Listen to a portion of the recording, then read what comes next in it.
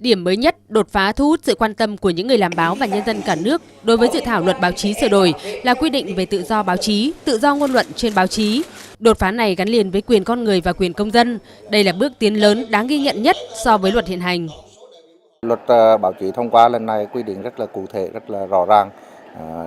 đặc biệt trong cái quyền tự do báo chí cũng như là các cái quy định về hạn chế, những cái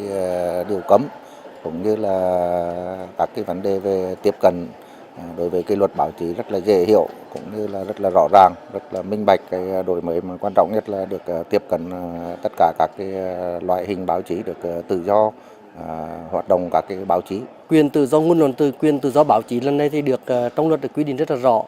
Tất nhiên thì cái phạm vi tự do này nó cũng nằm trong sự quản lý của nhà nước, chứ không phải là tự do. Anh tự do anh có thể là viết bài, đăng trên, gửi bài và đăng trên tất cả các cái tờ báo, và cái đấy thì được nhà nước cho phép. Cùng với việc quy định rõ quyền hạn nghĩa vụ đối với nhà báo trong luật để nêu cao vai trò của nhà báo, trách nhiệm công dân của người làm báo, luật báo chí mới còn bổ sung luật hóa những quy định bắt buộc về đạo đức nghề nghiệp người làm báo. Luật sửa đổi cũng giữ nguyên 13 hành vi bị cấm như dự thảo.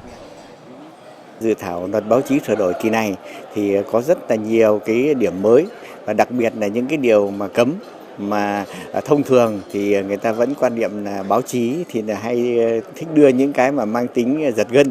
nhưng mà trong khi đó thì một số vấn đề thì lại chưa được xác minh một cách cụ thể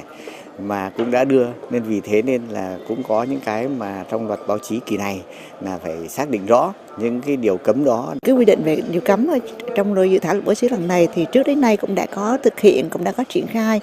Tuy nhiên là nó ở trong cái văn bản dưới luật, và lần này chúng ta đưa vào trong luật thì nó có cái tính mạnh hơn, có một cái công cụ mạnh hơn để chúng ta quản lý cái việc thông tin trên báo chí. Tôi ủng hộ cái việc đưa những cái điều cấm đó vào trong dự thảo luật. Chúng ta làm mạnh hóa cái báo chí của chúng ta.